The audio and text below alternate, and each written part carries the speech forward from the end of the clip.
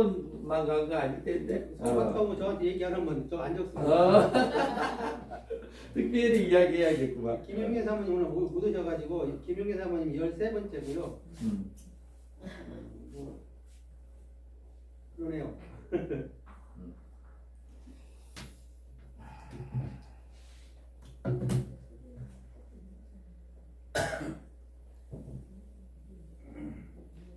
제가 이제 이 세대주의라든가 무천년설은 나중에 이 공과에 다시 나옵니다. 더 정확하게 더 나오기 때문에 제가 이제 살짝 이제 겉으로만 이렇게 말씀을 드리고 있고요. 그래서 우리가 여기 이제 계속해서 공부를 하다 보면 제 사과의 일반적인 이제 전철연설, 무천연설이 제 사과에 나옵니다. 그래서 사과에 나오니까 그때는 더 자세하게 제가 이렇게 천년설에 대해서 말씀을 해드리는 걸로 하고요. 오늘은 이제 이렇게 간단하게 우리나라는 이제 후천년설에는 사용하지 않습니다. 주님의 제일은 천년왕국 후에 온다. 주님이 천년왕국이 끝나고 난 다음에 주님이 재림한다. 이런 논리거든요. 그래서 이 후천년설은 이렇게 이야기를 하지 않고요. 그래서 역사적인 천년설에 대해서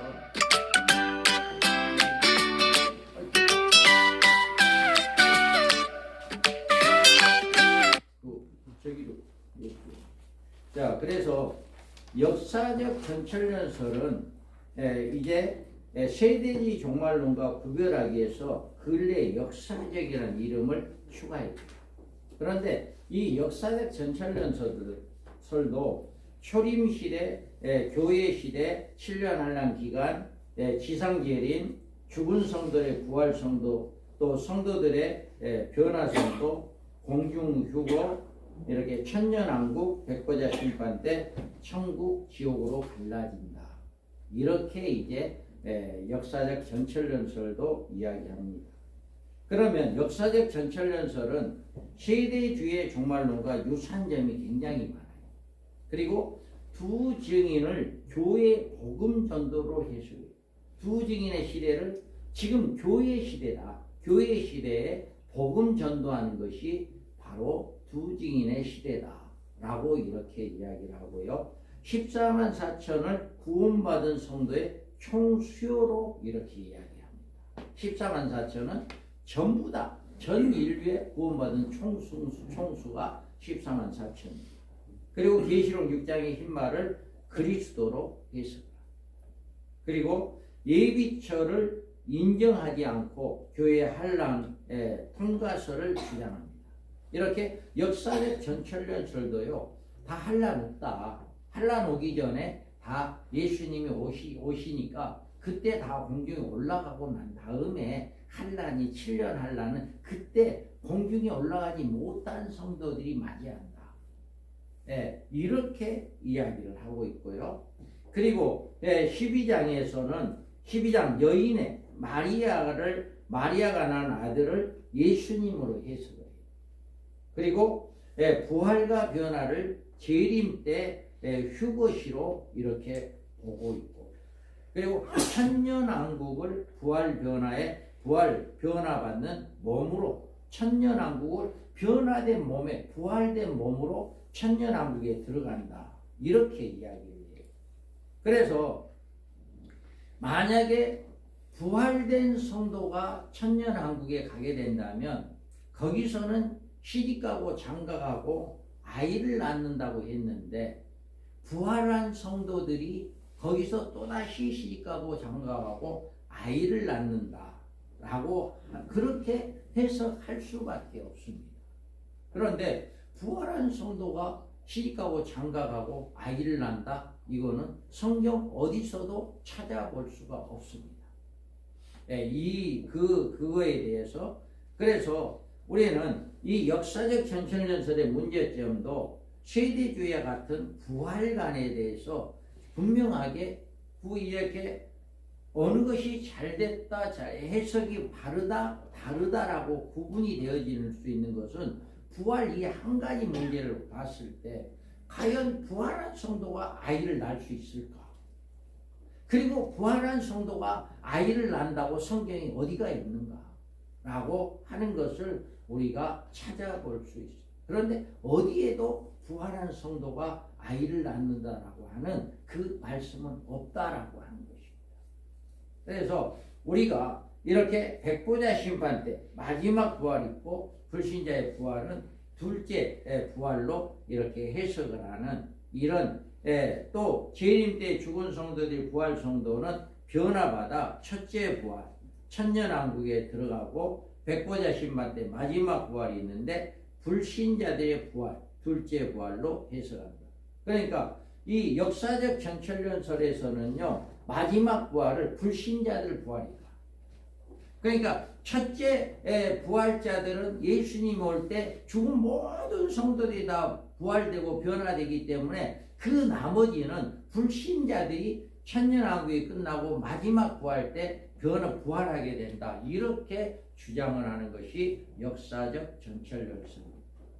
그러면 우리가 이렇게 주장하고 있는 개혁주의 전철열설의 종말과는요. 개혁주의 신학적인 입장에 따라 역사적 전철열설을 새롭게 정립시킨 종말관입니다.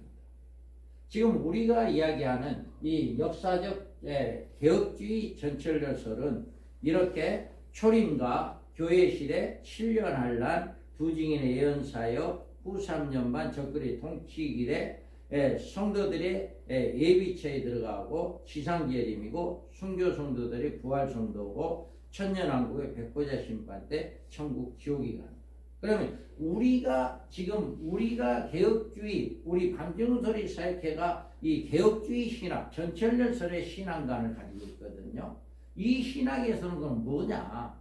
다른 역사적 전철열설과 세대주의나 무천년주의나 다른 점이 뭐냐라고 봤을 때 이들이 그러니까 주님의 재림은 다 같습니다. 그리고 교회 시대인데 역사적 전철련설은 7년 한란이 없다라고 이야기하거든요. 7년 한란은 맞지 않는다라고 이야기하는 거예요. 그런데 우리는 그렇게 주장하지 않고 반드시 성도들은 7년 한란을 전 3년 반은 겪게 된다라고 합니다.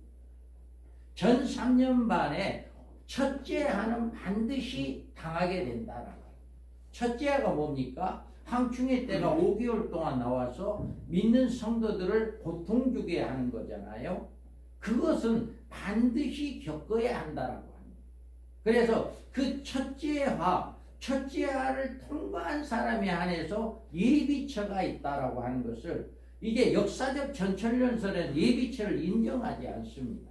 그런데 분명하게 계시록 12장에서는 하나님께서 예비한 곳이 있더라라고 이야기를 했고 예비한 곳에 올라가는 방법을 독수리 날개를 업어서 올라간다라고 이야기를 분명히 12장에서 말씀을 해주고 있기 때문에 그 말씀대로 우리는 예비처를 인정합니다.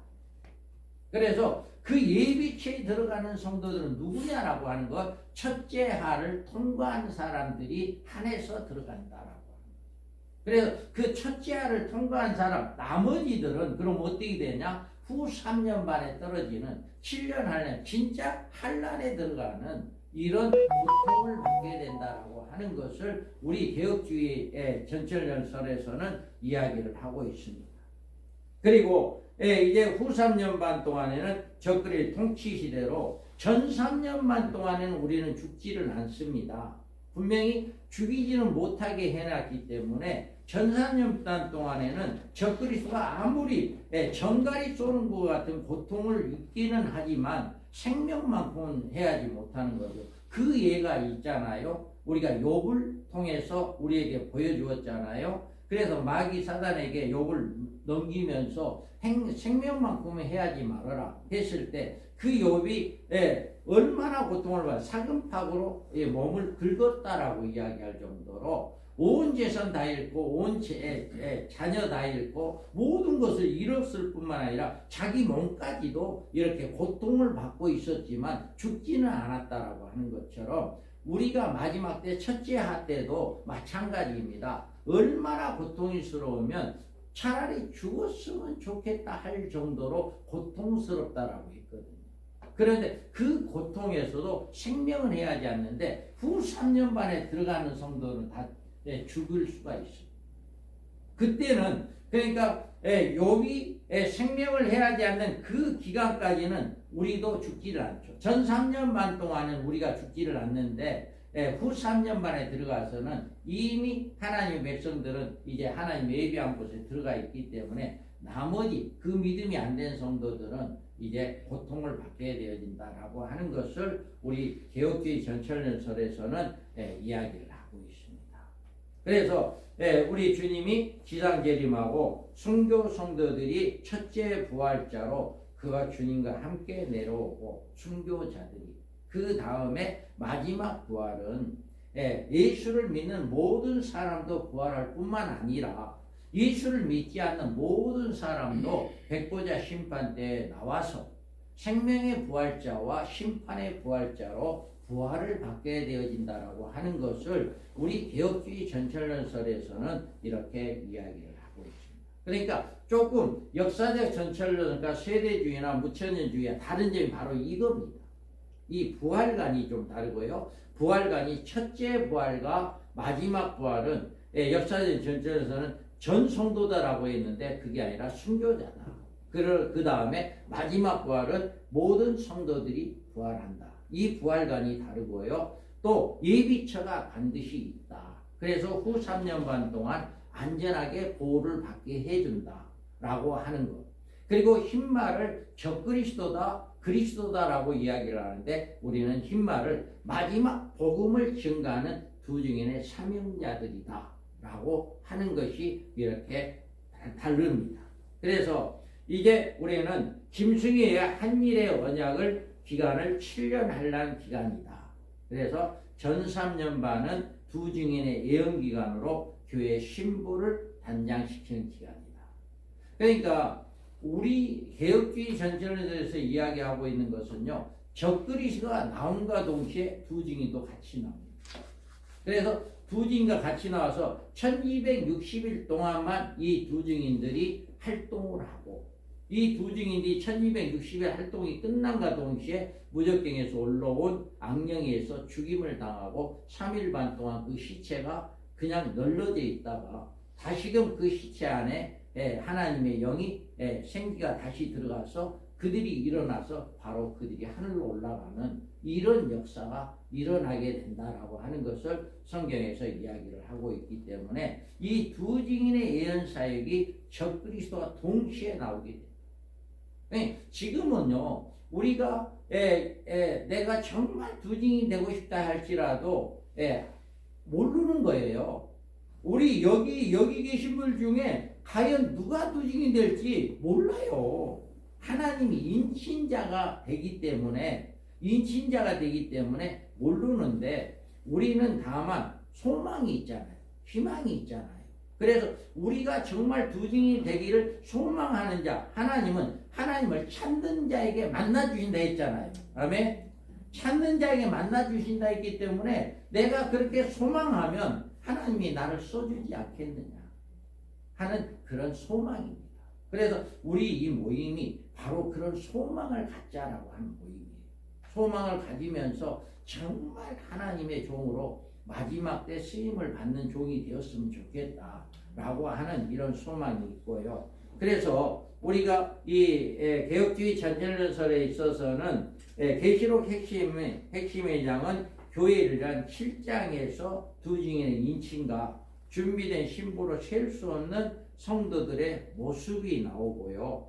10장에서 종말의 사명자들의 소명으로 작은 책을 받아먹는 두 증인의 사명과 11장은 두 증인의 사역으로 1260일간 영원한 복음을 증거하다가 순교를 당하여 첫째 부활자의 반열에 들어가게 되고 12장에서 신부단장한 하나님의 백성들이 하나님이 예비한 장막에 들어가서 후 3년 반 동안 안전하게 보호를 받고 또 14장에 와서는 초대교회 후 3년 만에 대환란 중에 예비처의 보호를 받는 이런 역사가 일어나고 6장의 신말은 11장 두 증인의 예언사역의 모습이고 주님의 재림 시 함께 성도들은 첫째 부활자로 순교가 된다.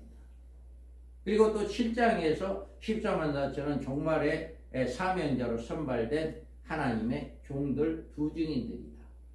이렇게 우리는 해석을 하고 있습니다. 그래서 조금 세대주의나 역사적 전철선이나 이런 부분들이 조금 다른 거예요. 나머지 부분들은 거의 같아요. 그런데 이런 부분이 조금 달라요. 그래서 제가 이제 서울에 있을 때 다른 이제 교육을 받는 몇 년 동안 교육을 받았는데 해석이 안 되는 부분들이 있어요. 어떤 부분이냐? 부활에 대해서 해석이 안 되고요. 첫째, 흰말에 대해서 해석이 안 돼요. 이런 부분들에 굉장히 궁금증을 많이 가지고 있다가 우리 이제 민명수 목사님의 말씀을 듣고 그것이 해석이 되어지는, 그 궁금증이 풀어지는 이런 역사가 일어나서 너무 내가 이제까지 고민을 했는데 이런 문제가 해결돼서 너무 감사하다라고 하는 이런 이야기들을 저는 많이 들었어요. 그래서 이 역사적 전철전선이나 무천년주의자들이나 세대주의자들에서는 이 부활감이라든가 예비처라든가 이렇게 두 증인의 사명자들 이런 것들을 해석이 정확하게 명확하게 구분이 안 되는데 우리 개혁주의 전체에서만큼은 이렇게 구분이 되어진다라고 하는 것을 우리가 볼 수가 있습니다. 그래서 다음에 이제 사과에서 더 자세하게 말씀을 드리겠습니다. 그 다음에 우리가 이제 여기에서 우리가 보면 14쪽에 보면 성경적인 핵심 주제가 이렇게 나옵니다. 우리가 왜 하나님은 우리를 구원해 주셨냐? 왜 우리는 하나님의 영광을 위해 살아야 하냐? 그리고 왜 우리는 신앙생활을 주 재림에 소망을 두어야 하느냐? 이 세 가지. 성경의 전체적인 핵심은 이 세 가지인데요. 우리가 에베소서에 보면 우리가 찬송하리로다. 에베소서 1장 3절에서 6절에 보면 찬송하리로다. 하나님 곧 우리 주 예수 그리스도의 아버지께서 그리스도 안에서 하늘에 속한 모든 신령한 복으로 우리에게 복 주시되 곧 창세전에 그리스도 안에서 우리를 택하사 우리로 하나님 안에서 그 앞에서 거룩하고 흠이 없게 하시려고 그 기쁘신 뜻대로 우리를 예정하사 예수 그리스도로 말미암아 자기 아들들이 되게 하셨으니 이는 그의 사랑하시는 자 안에서 우리에게 거저 주시는 바 그의 은혜의 영광에 참미하게 하려 하십니다. 아멘. 이와 같이 말씀을 하고 있습니다. 그래서 하늘의 새 예루살렘에서 자기의 아들들이 은혜의 영광에 찬미를 하기 위해서 이렇게 하나님께서 창조를 하셨다라고 하는 거죠. 우리는 그래서 성경의 전체적인 핵심으로 하나님께서 창세 전에 제일 먼저 계획한 일이 무엇이었냐라고 하는 것입니다. 그래서 우리는 또 하나님이 우주 만물을 창조하시고 섭리하시는 목적이 무엇이었나? 나는 왜 세상에 태어났으며 나의 삶의 목적은 무엇인가? 인간이 왜 세상에 태어났으며 내 인생의 종착역은 어디인가? 우리는 왜 구원을 받아야 하고 무슨 목적으로 살아야 하는가? 우리가 최종적으로 인류의 종말이 언제 오며 그날의 세상은 어떻게 되며 우리는 그날을 어떻게 대비해야 하는가? 우리가 이 문제가 정립되지 않는 종말론은 성경적인 종말론이 될 수가 없다라고 우리가 볼 수가 있어요. 그래서 우리가 우리 민병수 목사님이 성경 연구하고 정립한 종말론은 이런 하나님의 창조 섭리에 근거하여서 세운 개혁주의 전철련설임을 우리가 이야기할 수가 있습니다. 그러면 창조 섭리에 나타난 하나님의 구속사로 개혁주의 전철연설에서 보는 하나님의 창조의 섭리는 뭐냐나, 하나님은 그 아들들의 창조, 구속의 완성을 위해서 만물을 창조했다라고 이야기해요. 그래서 이 세상은 하나님의 아들들을 창조, 구속하기 위한 유일한 무대다. 이 세상은 하나님은 복음의 구속의 유일한 방법으로 섭리를 했고요. 하나님의 창조 섭리는 그의 아들들이 새 예루살렘에 들어감으로 완성하게 됩니다. 이게 바로 부활체죠. 부활하게 되는 거죠.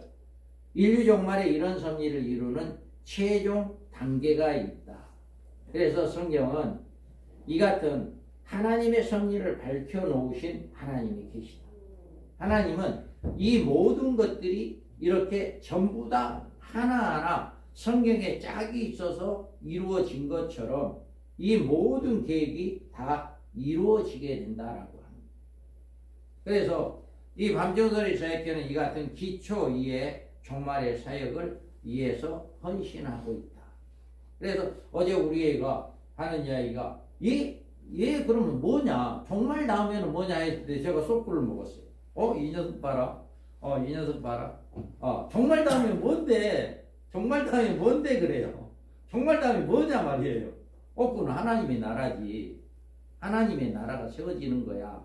그러면 아빠 하나님 나라에 대해서 이야기를 하는 게 좋지 않겠냐라고 해요. 야, 종말론에 대한 것이 다 하나님의 나라를 가기 위한 것이다라고 하는 것을 제가 이야기를 해줬어요. 그애는 이제 잘 몰라요. 이 성경적인 지식을 잘 모르기 때문에 그러는데 그런 이야기를 제가 해줬어요. 너도 이제 잘 성경을 잘 이해하고 예수를 잘 믿게 된다면 그것을 알게 될 것이다라고 하는 것을 이야기해 줬는데, 우리가 정말 우리는 이렇게 종말의 하나님의 나라에 대해서 하나님은 이렇게 모든 것을 섭리를 했고 하나님은 이렇게 계획하고 계시다.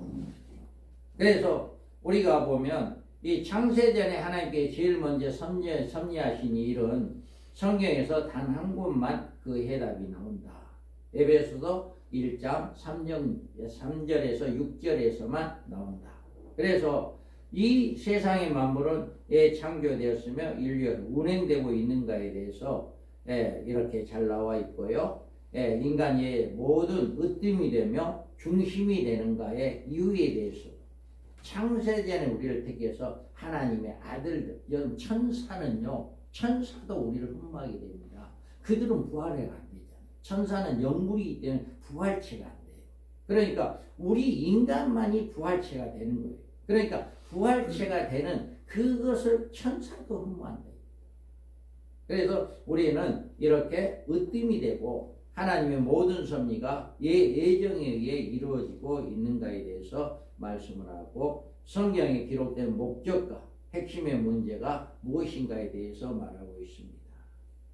그리고 우리가 구원받아야 할 이유와 무슨 목적으로 살아가고 있는 건 우리는 하나님의 아들들이 되기 위한 것이다. 아멘. 하나님의 아들들. 그래서 영원한 하나님의 아들들이 되는 것. 우리가 최종적으로 지향하는 삶의 목표가 바로 하나님의 아들. 이로써 우리의 창조관, 구원관, 성경관, 인생관, 내세관이 분명해지는 이 신앙 문제를 해결하고 하며 개혁주의 신학이 그 해답을 주는데, 이 문제를 외면한 신학은 우리가 잘못된 신학이다. 창조관, 구원관, 성경관, 인생관, 내세관, 이것이 잘못되면 잘못된 신학이다라고 볼 수 있죠. 그런데 분명하게 창조관이나 구원관, 성경관, 인생관이 내세관, 앞으로 되어질 그 내세관에 대해서 분명해야 한다라고 하는 것입니다. 그래서 우리가 이 지향하고 있는 성경적인 토대에서 세운 종말관은요, 하나님 구속사를 이루는 8단계가 있어요. 8단계가 있는데, 창세전에 그리스도 안에서 하나님의 아들들로 예정을 했다. 우리는 택함 받은 백성이다. 할렐루야. 내가 뭔가를 택함을 받기 위해서 어떤 노력을 한 것이 아니라 우리는 예수 그리스도로 인해서 우리는 하나님의 일을 창조하고 우리를 택함으로 말미암아 우리는 하나님의 아들로 택정함을 창세전에 받았다라고 하는 거죠. 그리고 아들들을 창조하시기 위해서 무대를 만들었다. 에덴 동산을 다 만들어 놓고 거기에서 아담과 하와를 살게 했던 하나님처럼 우리 인류가 이 세상에 살기 위해서 무대를 만들었다. 그리고 그리스도의 속죄를 위한 하나님의 섭리로 아담을 타락하게 했다. 그리스도, 예수 그리스도의 속죄를 이루기 위한 하나의 방법이었다라고 하는 것을 볼 수 있고요. 예수님께서 구속 사역을 위한 속죄 제물이 되기 위해서 하늘에서 둘째 사람으로 오셨다. 첫 사람은 아담으로 실패했고 이제 둘째 사람으로 예수님 오심으로 우리가 구원받게 되어지는, 그리고 구약시대 이스라엘, 신약시대는 이방인의 구원의 시대를 위한 시대로 섭리했다. 그러니까 신약시대에는 이방인의, 예수님이 오고 난 다음부터 신약시대 복음이 증거됐고 이방인의 구원의 시기가 증거됐고, 이 시기가 언제까지나 한일의 언약 이루어지기 직전까지입니다. 이 시기가 어느 시기냐? 지금 장차라고 하는 시대에 살고 있어요. 우리는 69일에가 끝난 시점, 예수님이 하늘로 올라간 그 시점이 69일이고 장차의 기간을 거쳐서 앞으로 한일의 언약을 맺어지게 되는 이 기간까지가 장차의 기간인데, 이 기간이 언제냐? 이제 이방인의 구원의 시기다. 그러니까 우리는요 열심히 전도해야 합니다. 열심히 전도. 여러분이 앞으로 한일의 언약이 이루어지면요 전도 못합니다. 지금 갈수록 전도문은 막혀지고 있어요.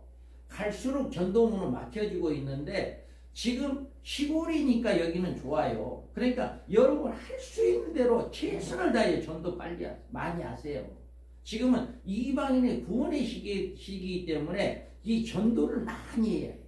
그래서 한 영혼이라도 주님 앞에 올 수 있도록 지금 주님이 오게 하는 방법은 전도밖에 없잖아요. 그래서 우리는 열심히 이 장차의 기간인 구약시대, 이스라엘, 신약시대, 이방인의 구원의 시대인 이 장차의 시대에 우리가 살아가고 있기 때문에 전도를 열심히 해야 한다라고 하는 것을 보고 있고요. 우리가 6단계 주님의 재림으로 이 땅에 그리스도의 나라 천년왕국이 이루어지는, 주님이 재림하면 천년왕국, 한일의 언약이 이루어지면 절대로 전도 안 됩니다. 지금도 전도문 막고 있어요.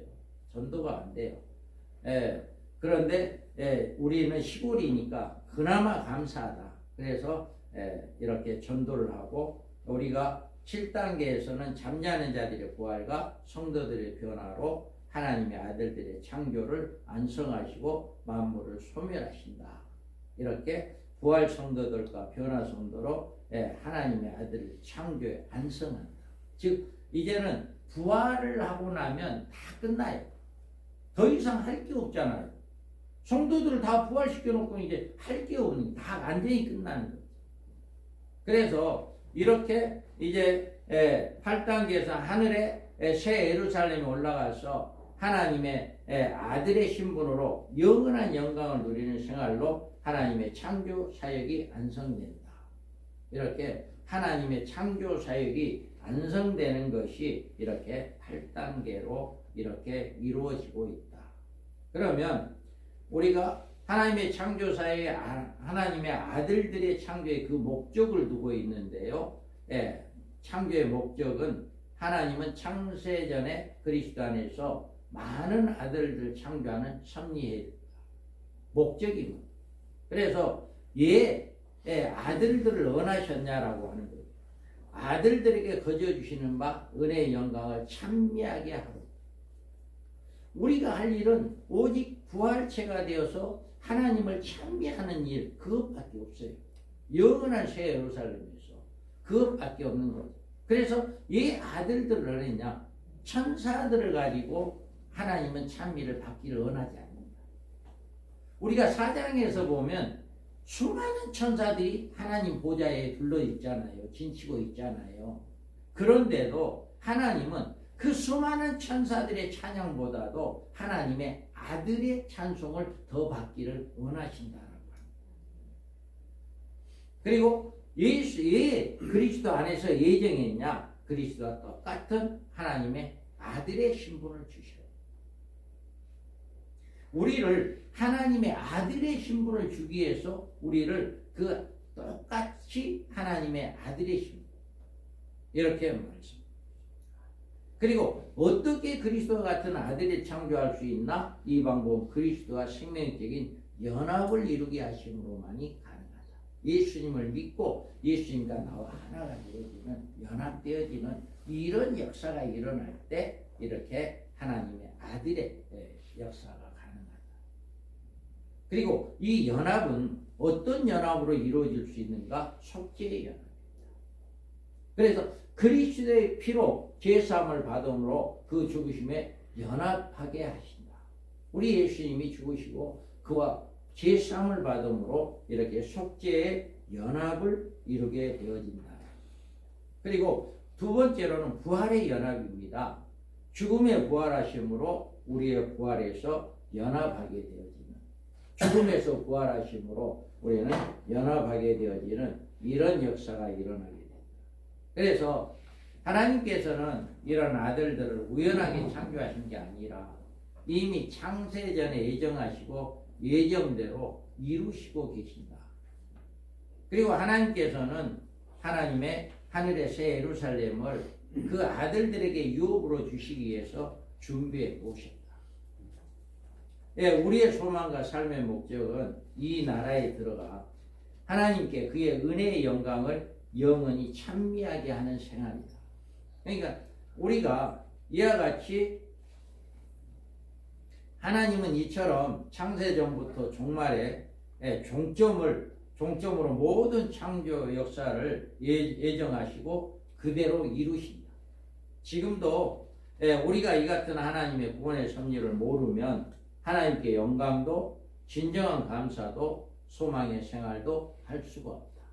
우리 성도들에게 이거를 끊임없이 성도들에게 이걸 가르쳐 줘야 해요. 우리가 왜 하나님의 백성이 되었냐? 우리가 왜 하나님 우리를 택해 주었냐? 이것은 바로 우리가 영원한 새 예루살렘이라고 하는 그곳에 가서 영원토록 하나님을 찬송하기 위한 것이다. 그래서 우리의 신앙은 어디에요? 예수 믿으면 구원받는다. 여기에서 멈추면 안 되고 우리의 신앙은 어디의 신앙이에요? 부활 신앙이 되어야 한다. 나는 부활한다. 부활해서 하나님을 영원토록 찬양할 것이다. 라고 하는 여기까지 우리 성도들을 그 신앙으로 끌어올려주는 이 일이 우리가 할 일이다. 그래서 우리 주의 종들이 이런 일을 이렇게 해서 성도들을 부활의 소망으로 정말 하나님이 우리를 창조했는가라고 하는 그 목적을 이루기 위한 그 목적을 우리 성도들이 깨닫고 그 목적을 달성할 수 있도록 이렇게 양육하는 것이 우리 교회들의 일이다라고 이렇게 생각을 하고 있습니다. 그 다음에 우리가 밤중소리 사역회에 지향하는 종말론 연구 3대 원칙이 있어요. 그냥 이제 우리는 반드시 이 책자를 통해서 우리가 이제 이 강의를 준비를 하고 이 강의 책자에 의해서 이렇게 하는데 신학적인 기반을 가지고 있는데요. 칼빈주의에 기초한 개혁주의 신학입니다. 그래서 우리가 하나님의 구원의 사역은 하나님의 주권과 예정으로 섭리되고 추후에 착오 없이 진행되며 우리의 성경에서 그 예정과 섭리에 연구하고 개발하여 하나님이 들어 쓰실 종들의 예언사역자로 쓰임받기를 소망합니다. 그러니까 오해하지 마시기 바랍니다. 우리 이 사역회는 들어오면 다 하나님의 종들이 된다. 이건 절대로 아닙니다. 다만 쓰임받기 위한 준비하는 자들에 불과하다. 하나님이 인쳐줘야만 우리는 쓰임받을 수 있다라고 하는 것입니다. 그래서 우리가 여기에서 보면 신학적인 해석으로는 성경 문장을 문맥으로 이은 문장적 해석입니다. 그래서 이 성경은 하나님의 창조를 이루시기 위해서 인간에게 주신 메시지인데 우리는 이 메시지가 정확하고 확실한 문장으로 작성되었음을 믿고 있어요. 그래서 우리는 복음적인 해석, 신학적 하자가 없는 해석, 문맥으로 연결되는 해석으로 순조롭게 완벽한 문장을 이룰 수 있는 문장적 해석입니다. 어떤 한 문제를 가지고 이 문제에 그 문장을 가지고 그 문제를 풀어나가는, 이렇게 했을 때 이게 안전한 문장으로서 문제가 해결되어지는, 이것이 바로 문장적 해석이다라고 이야기합니다. 신학적 해석으로 우리가 이 문장적으로 해석되지 않으면, 아까 이제 서두에도 이야기했습니다만은 데살로니가전서 그 말씀을 문장적으로 풀지 않으면 풀어지지가 않아요. 그런데 그걸 문장적으로 푸니까 그 해답이 나오는 거예요. 이 그리스도 안에서 먼저 죽은 자들이 먼저 일어난 자가 누구냐라고 하는 것을, 이걸 문장을 가지고, 이걸 문장을 이제 성경은 반드시 짝이 있기 때문에 성경에서 성경으로 맞추고 이걸 하나의 문장으로 이룰 때, 이 자들이 바로 6장에서 계시록 6장에서 다섯째 인을 띌 때 순교하는 호수들, 그 영혼들과 계시록 21장에서 나오는 그 이제 첫째 부활자들이 목병을 당한 자들과 이제 순교 죽임을 당한 자들이 살아서 이게 첫째 부활자들이다. 이것이 이렇게 맞춰지는구나 라고 하고, 이들의 사역은 어디서 나오냐? 12장에서 나오고 11장에서 나오고 또 14장에서 이들의 자격이 나오는구나. 이것이 하나로 문장이 이루어지니까 이 문제가 해결되어지는 이런 역사가 일어난다라고 하는 거죠. 그래서 우리는 신학적인 해석 방법은 문장적 해석을 우리 밤중소리가 지향하고 있고요. 우리가 신학적인 명칭으로는 70일에 근거한 개혁주의 전철연설이다. 그래서 하나님의 구원 섭리의 계획은 70일의 계시에서 보여주며 한 일의 구심점으로 종말 사건이 전개되고 주 재림의 모든 예언이 성취되고 하나님의 구원 사역이 종결되어 하나님의 섭리가 성취되어진다. 그러니까 우리는 이 70일을 벗어나가지고는 해석이 안 되는 거예요. 그러니까 계시록은 한 일의 동안에 일어날 모든 사건들이 계시록에 다 기록되어 있는 거예요. 한 일의 동안에 일어날 사건. 그래서 이 계시록 안에는 저기에 돋보여 있는 것처럼 이 한 일의 동안에 어떤 사건들이 어떻게 진행되고 어떻게 해석되어진다라고 하는 것을 우리가 이렇게 개혁주의 전철연설을 통해서 정말 우리 민 목사님께서 정말 연구를 많이 하신 분이에요. 이렇게 연구를 해서 어떤 신학적이나 신학적 해석 방법이나 신학적인 어떤 명칭으로도 누구에게도 태클을 받지 않아. 지금도 그거를 공개적으로 하고 있잖아요. 질의응답실에 여러분 인터넷에 들어가셔서 네이버 인터넷에서 밤중소리를 차고 들어가서 한번 그렇게 응답해 보세요. 지금 생존에 계시고 지금도 열어보고 계시니까 저 호남지에서 이런 이야기를 들었는데 이것이 좀 궁금합니다라고 한다든가, 여러분이 연구하는 중에 이것이 좀 궁금합니다라고 한번 넣어보세요. 적어서 넣으면 바로 응답이 올 겁니다. 그분은 항상 컴퓨터 앞에 계셔. 그래서 질의응답을 항상 열어봐요. 그래서 바로바로 응답을 해줍니다. 그래서 그 질의응답을 여러분 한번 시간 되면은요 엄청나게 많아요. 그 응답해주는 그게 굉장히 많거든요. 그것을 여러분이 열어볼 수가 있습니다. 목사님이 모든 전 세계에서 종말에 관한 질의응답이 있는데 그것을 다 답해주고 그것을 누구든지 다 열어볼 수 있게 해놨습니다. 그러니까 얼마든지 여러분이 열어보면 이 궁금증들이 다 해결되는 이런 역사가 일어납니다. 그래서 우리는 이 밤중어들이 사역에 지향하는 종말론 연구는 이 3대 원칙에 의해서 이 성경이 해석되어지고 있다. 이것이 벗어나서는 해석이 아닌 이것을 분명하게 규정을 하고 있다라고 있어요. 그래서 우리가 여기서 구조를 잠깐 이제 살펴보겠습니다. 그래서 종말 기간에 한 일의 언약을 한 일로 잡고 7년 틀 안에서 요한계시록을 해석하는데, 짐승의 한 일의 언약 기간을 7년 환란 기간이고 한 일의 언약 기간을 7년 환란 시발점이다. 계시록의 목적은 교회에 대한 경종, 보호, 처신, 구원에 있으며 그 계시의 대상이 교회다. 계시록은 교회에 대한 계시다. 다니엘서는 유대인들에 대한 계시다라고 이야기를 했듯이 바로 이겁니다. 요한계시록은 종말사역의 주인공인 두 증인의 활동을 중심으로 계시되어 있다. 그러니까 두 증인의 활동 사역이 중심이에요. 그래서 그들이 1260일 동안 어떻게 활동을 할 것인가라고 하는 그 중심을 가지고 있고요. 성도들은 짐승에 의한 첫째 알을 당하지만 이는 알곡을 거두시는 교회의 추수의 역사. 마지막 추수입니다. 첫째 알은요, 지금도 예수 믿는 것 때문에 고난을 받고 있지만 첫째 알은 그게 마지막 관문입니다. 그 마지막 관문에 통과하는 자에 한해서만이 예비체에 들어갈 수 있다. 그래서 알곡으로 추수된 성도들은 초대교회로 후 3년만 대환란에서 예비초 보호를 받는다. 어떠한 경우라도 해교로 인해서 3분의 1이 죽어도 거기는 안 죽죠. 그 예가 고센 땅이었잖아요. 고센 땅에는 있는 사람, 짐승이나 사람 죽지 않았고 어떤 해를 받지 않았는데 다른 모든 지역의 짐승들이 죽는 이런 역사가 있었잖아요. 이와 같이 우리는 예비체에 들어가 있는 성도들은 안전하게 보호를 받는다. 주님의 재림은 여섯째 대접 시에 성도들은 공중유언은 일곱째 대접 심판 직전에 있게 되어진다. 첫째 부활은 순교자의 부활이고 성도들의 부활과 변화는 백보자 심판 시에 있게 되어진다.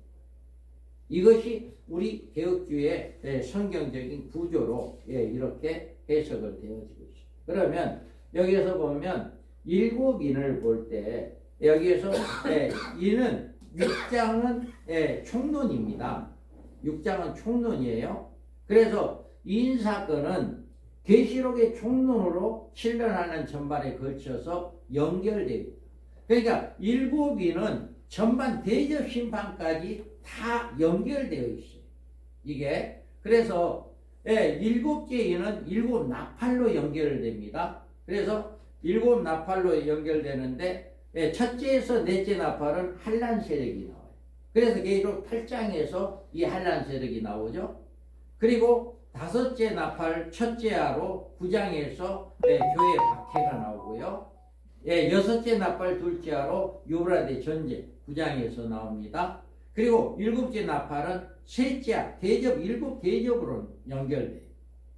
이렇게 일곱째 나팔, 일곱째 인은 일곱째 나팔로 연결되고 일곱째 나팔은 셋째 하로 일곱째 이제 나는데 나팔 사건은 7년 기간에 있을 한란과 연결된 사건으로 계시됩니다. 그러니까 이 나팔 사건은 이런 일이 일어난다. 유브라데 전쟁까지는 나팔 사건으로 일어나요. 유브라데 전쟁이 뭘까요? 인구 3분의 1이 죽는 둘째 하잖아요. 첫째 하는 우리 성도들이 받는 고난이 5달 동안에 고난받는 마지막 추수의 그 기간이라고 보면 둘째 하는 인구 3분의 1이 죽는 그 전 세계에 전쟁이 일어나는 여기까지가 이제 우리가 고난을 받게 되고 이제 나머지 대접 사건으로 넘어가면 후 3년 만에 일어나는 모든 후 3년 만에 들어가 있는 성도들에게 임하게 되어지는 이런 사건들이 일어나요. 그래서 이제 대접 심판 둘째 대접에서 일곱째 대접 마지막 이제 심판이 이렇게 16장에 다 나옵니다. 16장에. 그래서 대접 사건은 하나님의 마지막 심판이고 일곱 대접 심판은 일곱째 나팔 사건이고 일곱째 나팔 사건은 일곱째 인에 속한 사건이다. 이런 사건들이 하나하나 맥이 연결됩니다. 우리 밤중설이 사역회에서 이렇게 인과 나팔과 대접이 하나하나 다 연결되어진다는 거예요. 그래서 이 모든 사건을 성경적으로 짝을 맞춰 하나의 문장을 만들고 이 방법이 개혁주의 전철설의 문장적 해석입니다. 이것이 바로 문장적 해석입니다. 그래서 여기에서 보면 이제 1장은 계시록 서론이고 2장 3장 교회 시대고 4장은 심판의 보좌가 있고 심판주의 등장이 있고 계시록 총론이 6장이고 이렇게 이제 22장까지 있는데 여기에서 보면 흰말 첫째인 사건이 이렇게 사명자의 인침과 준비가 된 신부대 7장에서 나오고요. 10장에서 종말 사명자들의 소명이 나오고 두 증인의 사역이 나오고 14장에 사명자의 자격이 나오고 19장에서 주님의 재림과 아마겟돈 전쟁에서 활동사항이 이렇게 나옵니다. 그 다음에 여기에서 둘째인은 붉은 말이 나오죠. 둘째하가 전쟁을 일으키는 둘째가 나오고 셋째인 이제 흉년이 나오고 둘째하 이제 흉년과 사명 이제 적그리 시대 통치 시대가 셋째인을 통해서 나오고 이제 넷째인은 바로 적그리스도가 나오는 이게 넷째인의 적그리스도를 이야기하는 겁니다. 그래서 다섯째인은 이제 순교자의 호소가 나오고요. 여섯째인은 이제 셋째하로 인류 심판이 이루어지는 이런 역사들이 일어나게 됩니다. 그래서 계시록 총론은 6장이고 적그리스도 한란 세력은 8장에서 나오고 그 다음에 첫째아는 이렇게 이제 9장에서 나오고 둘째아도 9장에서 나오게 되고 셋째아는 대적 심판으로 이렇게 이루어지게 된다.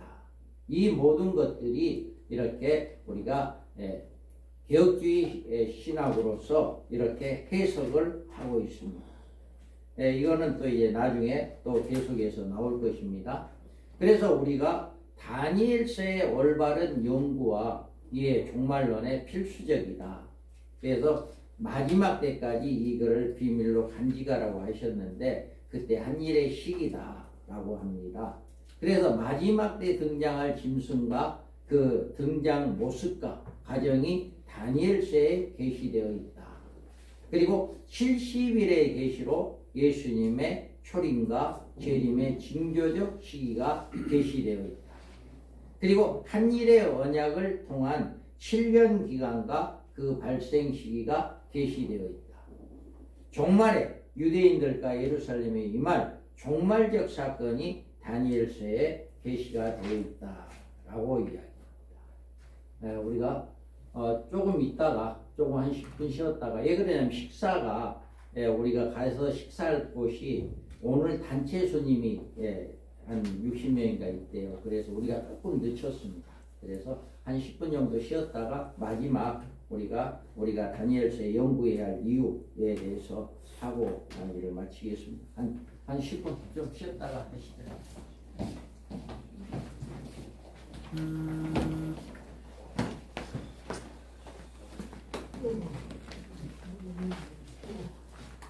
돌리시죠.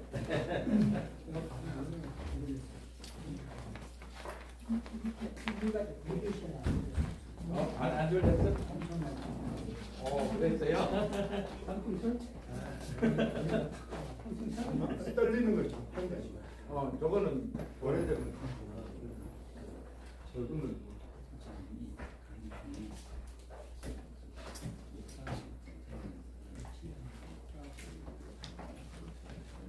공백이가 컴퓨터를 인식하고 반주기를 인식하고 따르더래요. 그러니까 이것은 이야기하면 이론이라고 하는 걸로 바로 알고 있습니다. 그러니까 전에는 그걸로 했었어. 아니 선 없이 인터넷에 보면 선 없이 미러링으로 바꾼다. 그건데 우선 한마디로 말하면 어떻게? 그거 한번 미러링이라고 하는 거. 그러니까 그게 어디서 해? 일단 갔다 와서 반복 봐서 한번 해보면 한 주기로 미러링 받을게. 가기로 했어?